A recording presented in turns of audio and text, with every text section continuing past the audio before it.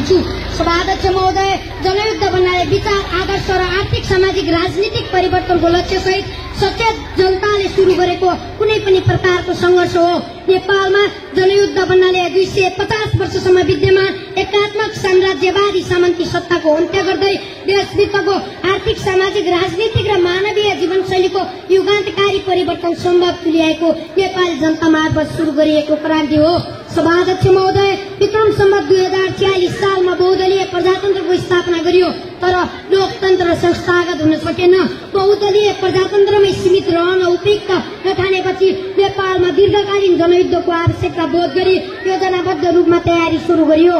जनयुद्धका तयारीका विभिन्न चरणहरू पार गर्दै विक्रम सम्वत 2052 साल माघ 22 गते नेकपा माओवादीले तत्कालीन सरकार समक्ष राष्ट्रियता, जनतन्त्र र जनजीविकाका सवाल उठाउँदै 40 बुँदे ज्ञापन पत्र बुझायो, तर सत्ता पक्षले उनीहरूको माग सम्बोधन गर्न तयार भएन। त्यसपछि विक्रम सम्वत 2052 साल फागुन 1 गते रोल्पा, रुकुम, गोर्खा र सिन्धुलीबाट एकैसाथ नेपालको इतिहासमा जनयुद्धको वास्तविक ज्वालामुखी विस्फोटन भयो, जसको नेतृत्व तत्कालीन नेकपा माओवादी र पुष्पकमल दाहाल प्रचण्डले गर्नुभयो। उक्त जनयुद्धमा हजारौं शहीदले आफ्नो ज्यानको बलिदान गरे, कैयौं घाइते, अपङ्ग र बेपत्ता समेत भए। नेपाली जनताको 10 वर्ष लामो त्याग, बलिदान, साहस र वीरतापूर्वक गरेको महान जनयुद्धको पक्षमा अन्य राजनीतिक दलहरूलाई समेत सहभागी गराउन सफल भए। विक्रम सम्वत 2062 मङ्सिर 7 गते नेकपा माओवादी र 7 संसदीय दलबीच निरङ्कुश राजतन्त्रका विरुद्धमा 12 बुँदे समझदारी पत्रमा हस्ताक्षर भयो। उक्त 12 बुँदे समझदारी पत्रको बलमा विक्रम सम्वत 2062 चैत्र 24 गतेदेखि 19 दिने सशक्त जनआन्दोलन सुरु गरियो र विक्रम सम्वत 2063 वैशाख 11 गते संसद पुनर्स्थापना गरियो। विक्रम सम्वत 2065 जेठ 15 गते नेपालमा नेकपा माओवादी नेतृत्वको सरकार मार्फत औपचारिक रूपमा गणतन्त्र स्थापना भई निरङ्कुश राजतन्त्रको अन्त्य भयो। सभाध्यक्ष महोदय, संविधान सभाबाट निर्मित नेपालको संविधान 2072 संघीयता, गणतन्त्र, समावेशी लोकतन्त्र, धर्मनिरपेक्षता र समानुपातिक व्यवस्था महान जनयुद्धका प्रमुख उपलब्धिहरू हुन्। समाजमा विद्यमान शोषण र उत्पीडनका विरुद्धमा नयाँ जागरण पैदा भयो। सामाजिक, सांस्कृतिक मूल्य मान्यतामा नयाँपन आयो। समाजमा उत्पीडित जाति, वर्ग, क्षेत्र, लिङ्ग र समुदायमा चेतना बढ्यो, जुन विश्व इतिहासमै अनुकरणीय छ। सामन्तवाद र नवोदारवादी पुँजीवादको विरुद्धमा लडाईँ छेडेर हरेक तह र तबकाका समुदायलाई जुरुक्क उठाउने काम पक्कै पनि जनयुद्धकै कारण सम्भव भएको हो भन्नमा कुनै दुविधामा छैन।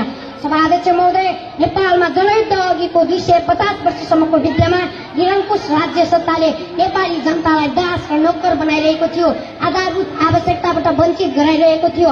राज्यका हरेक नेतृत्व क्षेत्रमा र निर्णायक क्षेत्रमा एक छत्र परिवारवाद कायम थियो। जातीय छुवाछुत, लैङ्गिक र वर्गीय विभेद, शहर केन्द्रित विकास र भ्रष्टाचार मौलाइरहेको थियो। यही अन्धकारको भुमरीबाट नेपाली जनतालाई उज्यालोको दियो बल्दै अग्रगामी छलाङ मार्यो महान जनयुद्धले। यति मात्र होइन सभाध्यक्ष महोदय, हाम्रो देशको आर्थिक, सामाजिक, राजनीतिक र बौद्धिक विकासको जग जनयुद्ध पछि नै निर्माण भएको हो र उक्त जगको आधारमा आज समग्र राष्ट्र चलिरहेको छ। महान जनयुद्धकै संघर्ष र बलिदानीका कारण आज सिंहदरबारको अधिकार गाउँ गाउँमा पुगेको छ।